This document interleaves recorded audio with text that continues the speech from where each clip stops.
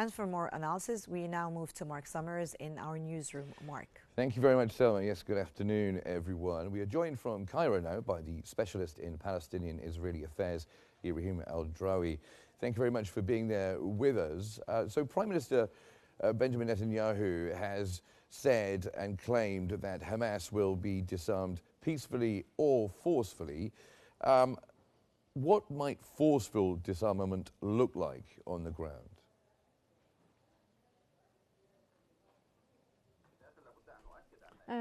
Of course, I want to confirm that Israel always has justifications to not get to the second phase of the ceasefire agreement. From the very first second of the Sharm el-Sheikh agreement, the Israeli side hasn't allowed aid delivery in enough manner, and they didn't withdraw or disarm them according to the agreement, and then they are stalling again so that we don't get into phase two. We're talking about disarmament here, and disarmament actually is in the second phase, not the first one, and it was not said that it will be pre-phase 2, it will be during phase 2, and I think that Cairo and the mediators could get to a point where if Israel wants some international Palestinian forces, and there are some precautions here, and we don't know what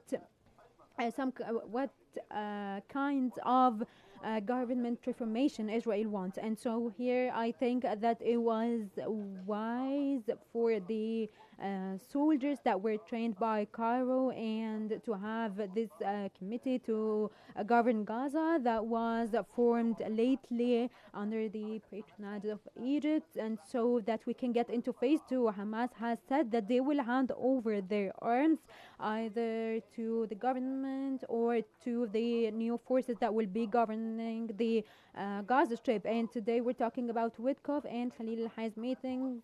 And here Israel actually is bothered by these meetings and by this relationship between Washington and Hamas.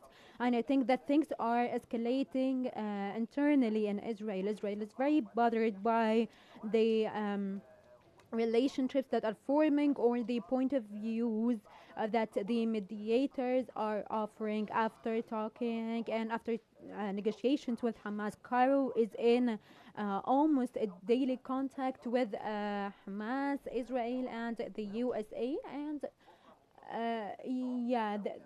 here they agree internationally, and Cairo has actually asked to have a meeting with the Security Council and to have this government formed by them so that there are no clashes between the Palestinians and Israel, and so that the international forces that will govern the Gaza Strip will be assigned by the Security Council and will have a crucial role to stop the conflict between Israel and other resistance factions and between Israel. And so here Israel actually did this because now there are some things that they need from Washington, and they want to change what Washington has offered the Security Council, and especially here we're talking that they want these forces to make sure that Hamas will be disarmed, and this wasn't mentioned in what Washington has offered.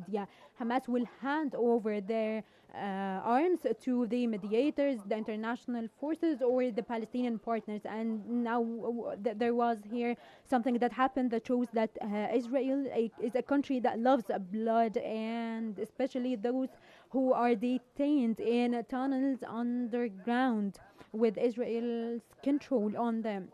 And so here they don't just want disarmament. Actually, Hamas was very lenient here, and they agreed to hand over their arms and to leave the land that they have control over. But Israel here refuses this. And so yes, Israel wants to kill them. They don't just want a disarmament, and we saw them calling to kill those people, to close the tunnels, and to eradicate them completely. And so yes, Israel wants to eradicate Hamas completely. In 2 years they have killed around 100 or 150,000, but they couldn't end Hamas once and for all, as Netanyahu was saying. Which is true, of course, but I just want to interrupt there just a moment, sir, if I can, because Israel Katz, the Israeli defense minister has reiterated once again that Israel has a complete rejection of a Palestinian state.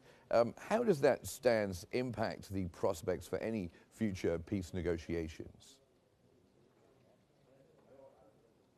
Let me say that Netanyahu's government are refusing any rights for the Palestinians or any coordination with Palestine since Netanyahu took or became in charge. And I think that advancing won't be under Netanyahu's government. But actually, if the USA wants, and yes, they could pressure Netanyahu to sign any agreements that have to do with a two-state solution, because the US is the number one supporter of Israel in the Middle East and so on. So if it weren't for the USA, Israel wouldn't have been in the region for 10 days.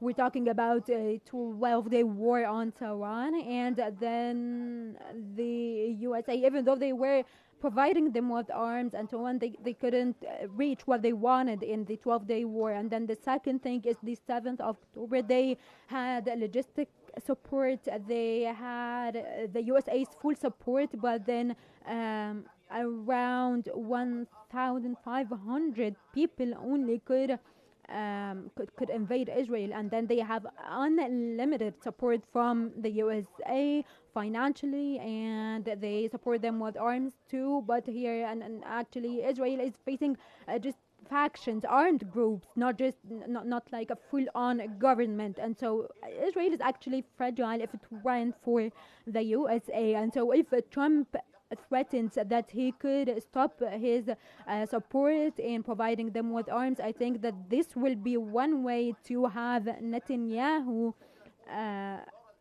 accept a two-state solution. And actually their internal government are listening to what the USA is saying, and especially because some officials in the USA are threatening Israel, and they are telling them that basically they are doing more harm than good to the USA. Here we have around 20 officials in the Congress that have signed some affidavit that says that Israel had war crimes in Gaza. And I think that this all could lead to a two-state solution, and we will have an actual Palestinian state. But now we have an internal conflict in Palestine, unfortunately, so that we can have we can be on the same page with Israel. But we need the Palestinians themselves and the Palestinian government to be on the same page before becoming on the same page with Israel. And so, yes, Palestine today needs some kind of unity. Yes, thank you very much indeed for making those valuable points. Specialist in Palestinian Israeli affairs, Ibrahim Al-Drawi. Thank you very much for joining us from Cairo.